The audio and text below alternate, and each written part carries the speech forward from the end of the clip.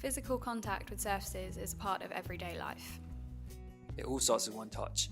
Our skin is home to a diverse range of bacteria that spread onto every surface we touch. In hospitals, this spread can be deadly, with scores of patients falling ill to hospital-acquired infections each year.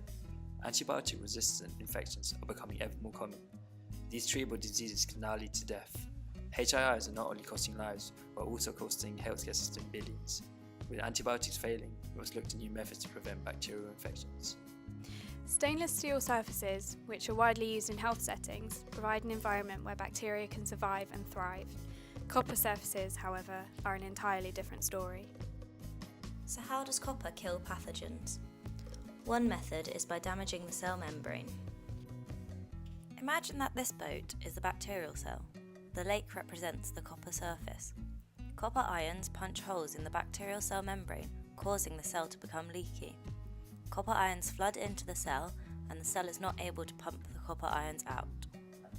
The Fenton reaction. When bacteria land on the copper surface, it releases copper ions, particularly copper 1.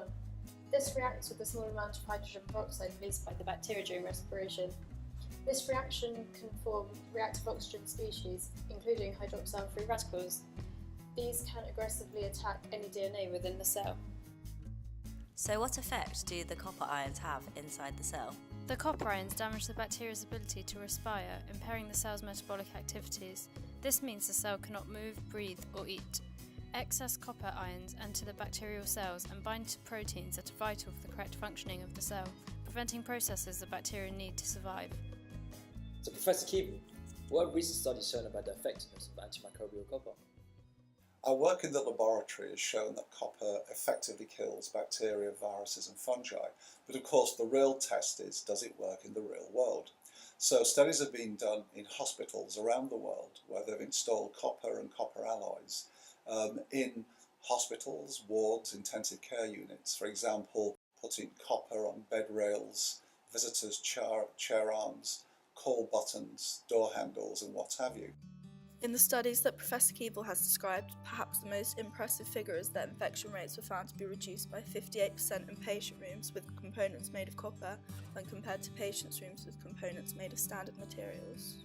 By using antimicrobial copper in place of standard materials in hospitals, the spread of bacteria is drastically reduced. The closer the copper to the patient, the more effective it is at preventing infection. However, it is still possible to install throughout the building, wherever the spread of bacteria is high. With the number of hospital-acquired infections on the rise, coupled with the current levels of antibiotic resistance, preventing the spread of these pathogens is vital. Copper is essential in this battle.